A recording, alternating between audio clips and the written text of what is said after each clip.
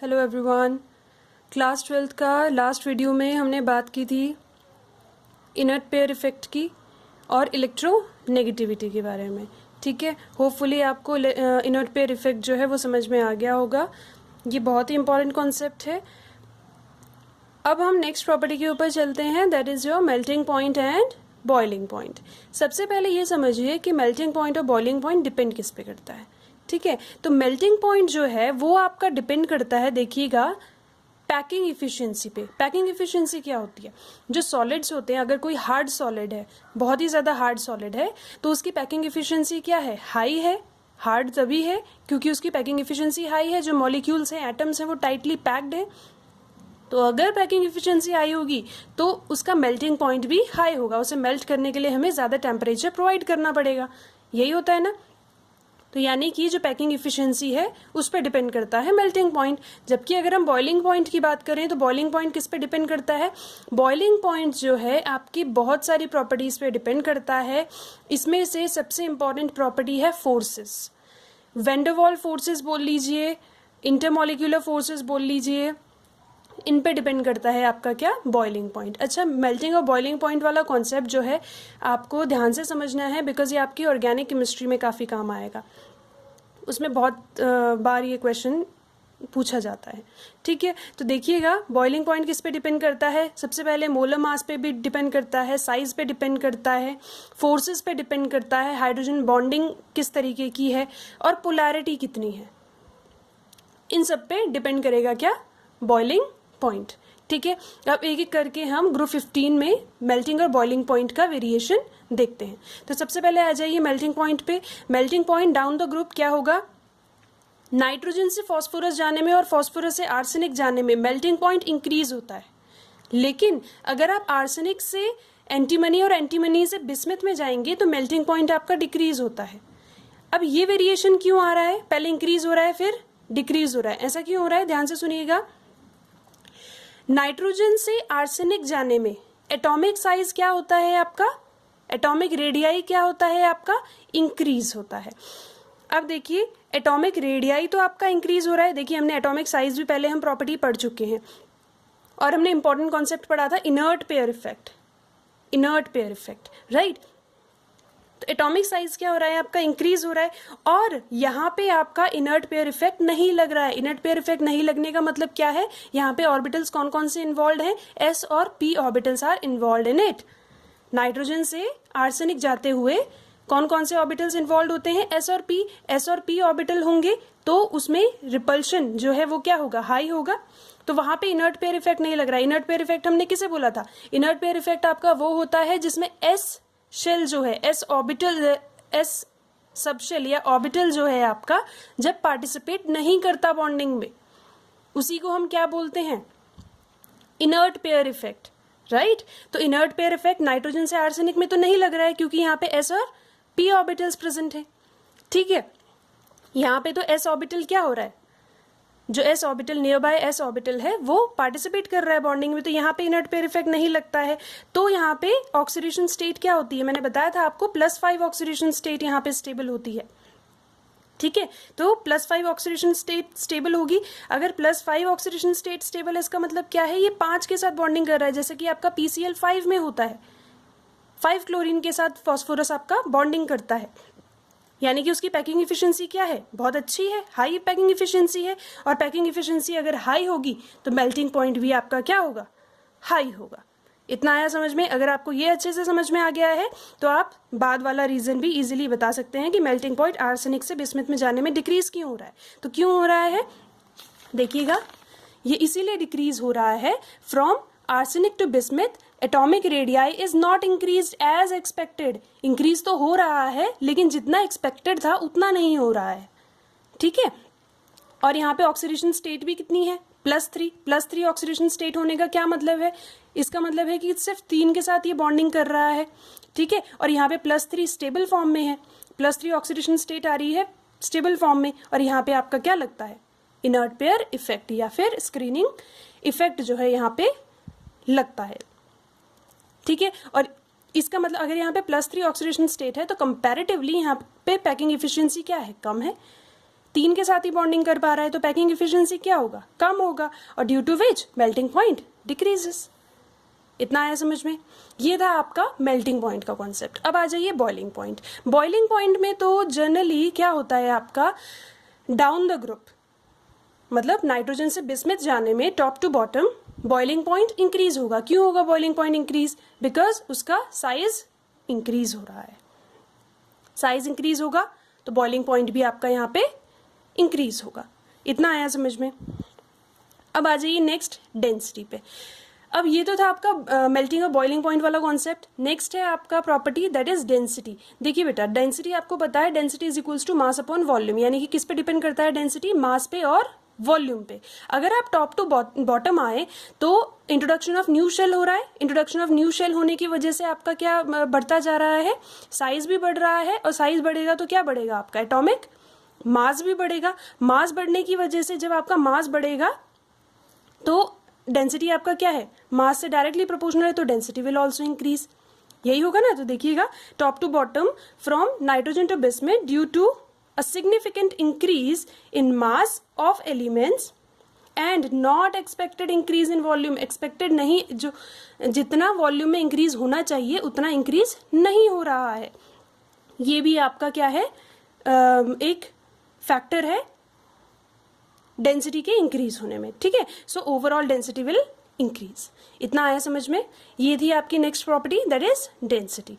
अब आ जाइए metallic and non metallic. देखो बेटा, मेटालिक और नॉन मेटालिक प्रॉपर्टी होती क्या है। मेटालिक प्रॉपर्टी आप उसे बोलेंगे, मेटल्स आप उन्हें बोलेंगे जिनमें टेंडेंसी होती है इलेक्ट्रॉन्स को डोनेट करने की। ठीक है, और non metals that accepts electron, जो इलेक्ट्रॉन्स को एक्सेप्ट करते हैं, और मेटल्स किन्हें बोलेंगे हम, जो डोनेट करते हैं इलेक्ट्रॉन्स को। ठीक है, अब देखिए ग्रुप 15 की अगर हम बात कर रहे हैं तो आ जाइए nitrogen, phosphorus, arsenic, antimony, bismuth. ठीक है, सबसे मेन चीज मैं आपको बता दूं कि आयनाइजेशन एंथैल्पी नाइट्रोजन और फास्फोरस की क्या होती है, हाई होती है। हमने इलेक्ट्रॉनिक आयनाइजेशन एंथैल्पी इनकी हाई होती है। इलेक्ट्रोनेगेटिविटी भी हमने देखी थी, क्या थी इसकी, 3 और 2.1, ऐसा ही था ना कुछ। 3 और 2.1 इसकी क्या है, इलेक्ट्रोनेगेटिविटी। तो इनकी इलेक्ट्रोनेगेटिविटी और आयनाइजेशन एंथैल्पी हाई है, जिसकी वजह से ये इजीली इलेक्ट्रॉन को एक्सेप्ट कर पाएंगे। अगर किसी की आयनाइजेशन एंथैल्पी हाई है, आयनाइजेशन एंथैल्पी अगर किसी की हाई है, दैट मीन्स वो इलेक्ट्रॉन्स को इजीली एक्सेप्ट कर पाएंगे। और जो इलेक्ट्रॉन्स को इजीली एक्सेप्ट कर पाता है वही क्या होता है आपका नॉन मेटल। यानी कि नाइट्रोजन और फास्फोरस में कौन से कैरेक्टर हैं, नॉन मेटालिक कैरेक्टर्स हैं। ठीक है, इतना आया समझ में। अब इंटरमीडिएट वाले को छोड़ दो, अब आ जाइए डायरेक्टली बिस्मिथ पे। बिस्मिथ में देखिए आयनाइजेशन एंथैल्पी लीस्ट होती है, आयनाइजेशन एंथैल्पी बहुत ही कम होती है। और आयनाइजेशन एंथैल्पी किसमें कम होती है, जिसमें टेंडेंसी होती है इलेक्ट्रॉन को डोनेट करने की, राइट। तो आयनाइजेशन एंथैल्पी लीस्ट है, तो ये कौन सा कैरेक्टर हो गया, मेटालिक कैरेक्टर। इतना आया समझ में। आर्सेनिक और एंटीमनी में देखिएगा, ये इंटरमीडिएट आयनाइजेशन एंथैल्पी और इलेक्ट्रोनेगेटिविटी शो करते हैं, जिन्हें हम एक अलग मेटल्स और नॉन मेटल से अलग बोलते हैं मेटेलॉइड्स। ठीक है, इन्हें हम क्या बोलेंगे, मेटेलॉइड्स। आर्सेनिक और एंटीमनी क्या है, इन दोनों से इंटरमीडिएट आयनाइजेशन एंथैल्पी और इलेक्ट्रोनेगेटिविटी शो करते हैं। That means they are metalloids in this entire group. इतना आया समझ में। ये हो गया आपका मेटालिक एंड नॉन मेटालिक। अब नेक्स्ट प्रॉपर्टी पे आते हैं। नेक्स्ट प्रॉपर्टी है आपकी एटॉमिक और फिजिकल स्टेट। बेटा यहाँ ध्यान से देखिएगा, एटॉमिक और फिजिकल स्टेट में नाइट्रोजन जो है एंटायर ग्रुप में क्या है, स्मॉलेस्ट है। सबसे पहली बात, आयनाइजेशन एंथैल्पी, इलेक्ट्रोनेगेटिविटी और इफेक्टिव न्यूक्लियर चार्ज इनका हाई है। किसका, नाइट्रोजन की, नाइट्रोजन की बात हो रही है। ठीक है, डी और एफ ऑर्बिटल्स इसमें एब्सेंट होते हैं, ये तो पता है आपको। डी और एफ ऑर्बिटल्स इसमें क्या होते हैं, एब्सेंट होते हैं, नाइट्रोजन में नहीं प्रेजेंट होते हैं। तो ये एग्जिस्ट किस में करता है, नाइट्रोजन एग्जिस्ट करता है N2 स्टेट में ही, दैट मीन्स डायएटॉमिक स्टेट में। और रूम टेम्परेचर पे ये क्या होता है, गैशियस स्टेट में प्रेजेंट होता है। इतना आया समझ में। ये तो हो गया आपका नाइट्रोजन। लेकिन अगर हम फॉस्फोरस, आर्सेनिक और एंटीमनी की बात करें तो अगर आपको इसके इलेक्ट्रॉनिक कॉन्फ़िगरेशंस याद हैं तो देखिएगा नाइट्रोजन में आपके डी और एफ ऑर्बिटल्स एब्सेंट होते हैं।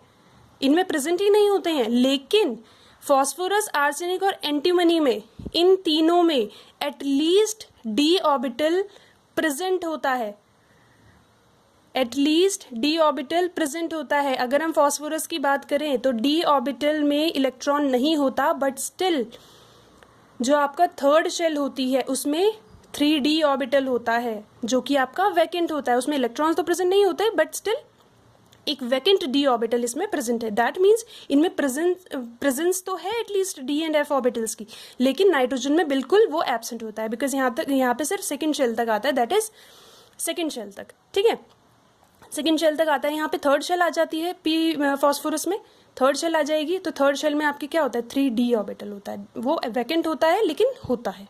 ठीक है, तो देखिएगा, they have at least presence of d and f orbitals, hence they are tetra atomic. क्या होते हैं ये, टेट्रा एटॉमिक, यानी कि P4, AS4, SB4 इसमें एग्जिस्ट करेंगे। ठीक है, और कौन से स्टेट में होते हैं, सॉलिड स्टेट में। इतना आया समझ में, ये हम फिजिकल स्टेट्स की बात कर रहे हैं। अब आ जाइए लास्ट, बिस्मिथ। बिस्मिथ का तो आपको पता है, बिस्मिथ जो है एक मेटालिक कैरेक्टर शो करता है।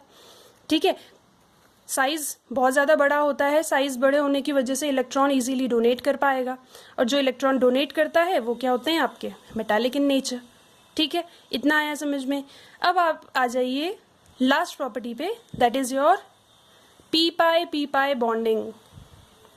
देखिएगा बेटा, पी पाई बॉन्डिंग ध्यान से समझिएगा, ये आपको आता है बट इसका टर्मिनोलॉजी सिर्फ इसमें इंट्रोड्यूस की गई है। पी पाई बॉन्डिंग देखिए होता क्या है, आपको पता है N2 में ट्रिपल बॉन्डिंग होती है, ये रहा N2 का मॉलिक्यूल, इसमें क्या होगी, ट्रिपल बॉन्डिंग, एक सिग्मा बॉन्ड, 2 पाई बॉन्ड्स।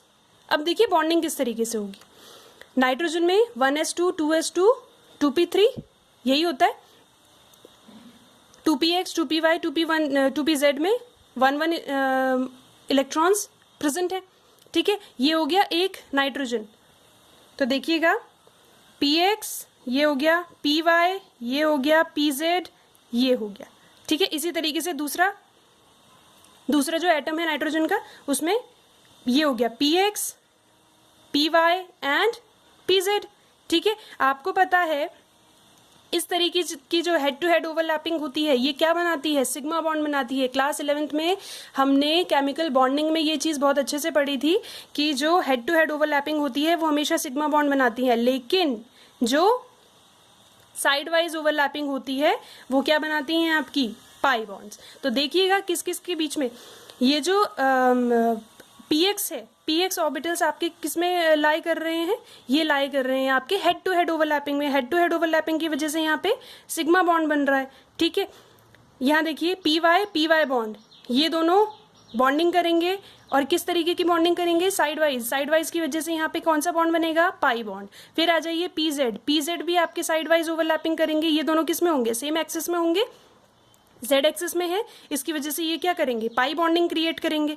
ठीक है, तो कितने पाई बॉन्ड्स बने, 2 पाई बॉन्ड्स और एक सिग्मा बॉन्ड। इतना आया समझ में, ये है आपकी पी पाई बॉन्डिंग। अब इसका आपको मतलब समझ में आ गया होगा, पी पाई बॉन्डिंग का मतलब क्या है, पी ऑर्बिटल्स, जब नाइट्रोजन का एक पी ऑर्बिटल दूसरे पी ऑर्बिटल के साथ पाई बॉन्डिंग क्रिएट कर रहा है। पाई बॉन्डिंग कब बनाएगा, जब साइड वाइज ओवरलैपिंग होगी। ठीक है, तो साइड वाइज ओवरलैपिंग करके पाई बॉन्ड्स बना रहा है, तो इसी को हम क्या बोलते हैं, पी पाई बॉन्डिंग। अब यहाँ पे एक नोट बना के लिख लीजिएगा, nitrogen can form P pi bonding with itself, अपने ही साथ ये क्या कर सकता है, पी पाई बॉन्डिंग बना सकता है, और विद कार्बन एंड ऑक्सीजन के साथ भी बना सकता है। क्यों, because of small size of carbon and oxygen. आप देखेंगे जो कार्बन और ऑक्सीजन है इनका स्मॉल साइज होता है, जिसकी वजह से नाइट्रोजन जो है इनके साथ पी पाई बॉन्डिंग बना सकता है। ये सेम पीरियड में आते हैं। आपको पता है नाइट्रोजन, ऑक्सीजन और कार्बन जो है ये सब के सब किस में आते हैं, सेम पीरियड में आते हैं, इसी वजह से ये इसके साथ पी पाई बॉन्डिंग बना सकता है नाइट्रोजन। ठीक है, अब देखिएगा, अगर हम बात करिए तो नाइट्रोजन की बात थी, तो ये नाइट्रोजन की एक स्पेशल प्रॉपर्टी है पी पाई बॉन्डिंग की। ठीक है, ध्यान रखिए। अब हम बात कर रहे हैं फॉस्फोरस, आर्सेनिक और एंटीमनी की।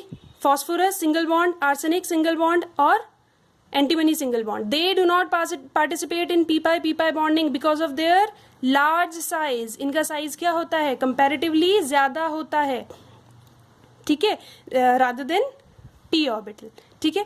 तो यानी कि पी पाई बॉन्डिंग में हमें क्या चाहिए होता है, पी पाई बॉन्डिंग में हमें चाहिए होता है स्मॉल साइज, ठीक है। अब ये लार्ज साइज है, ये क्यों नहीं बना पाएंगे, ये इसलिए नहीं बना पाएंगे बिकॉज इनके लार्ज साइज की वजह से इनका जो पी ऑर्बिटल है ये बॉन्डिंग करने से पहले ही डिफ्यूज हो जाता है, ठीक है, बॉन्डिंग करने से पहले ही ये डिफ्यूज हो जाएगा, तो इसकी वजह से क्या हो जाएगा, इसमें ये जो है पी पाई बॉन्डिंग नहीं कर पाएगा।